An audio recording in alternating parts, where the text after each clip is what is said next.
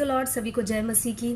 क्या आपने कभी सोचा है कि चाहे इस धरती पर अमीर, चाहे गरीब, चाहे किसी के पास कितना भी पैसा हो, चाहे वो कोई भी इंसान हो, चाहे वो एक भिखारी क्यों ना हो, हर कोई मरता है। तो इसके पीछे का कारण क्या है, क्यों वो मरता है? जी हाँ, बाइबल इस बात का जवाब देती है। रोमियो की किताब 6 अध्याय उसके 23 वचन में बाइबल कहती है, क्योंकि पाप की मजदूरी तो मृत्यु है। जिस समय आदम ने पाप किया, आदम ने परमेश्वर की आज्ञा को नहीं माना, उसी समय में इस पूरे धरती पर पाप आ गया। यानी हर मनुष्य जो आदम से जन्मा है वो पाप में जन्मा। और लिखा है कि पाप की मजदूरी तो मृत्यु है।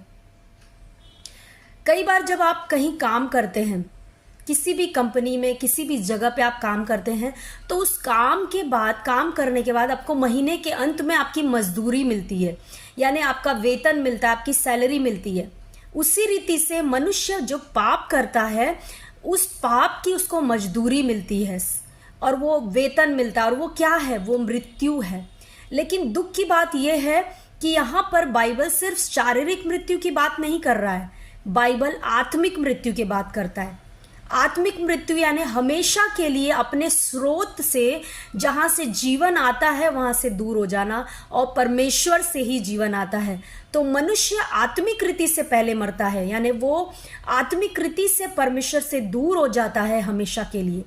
और शरीर में कुछ समय के लिए, शरीर जब तक शरीर में जिंदा रहता है, लेकिन एक समय आता है कि शरीर में भी उसको मरना पड़ता है। जैसे आप एक पेड़ के पत्ते को पेड़ से अलग कर दें, तो वो पत्ता तो तुरंत अलग हो गया अपने जीवन से, लेकिन धीरे धीरे करके वो पत्ता सूखता है, एक बार में नहीं सूखता है। उसी रीति से आत्मा में मनुष्य ने जब पाप किया, आदम से जितने लोग जन्मे, सब आत्मा में पहले से ही परमेश्वर से अलग हो गए, दूर हो गए।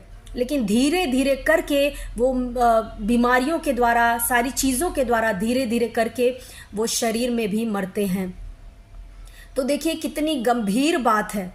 इसीलिए बाइबल बताती है कि पाप की मजदूरी मृत्यु है। और उसी के आगे का वचन कहता है उसी में कि लेकिन परमेश्वर का वरदान हमारे प्रभु यीशु मसीह में अनंत जीवन है।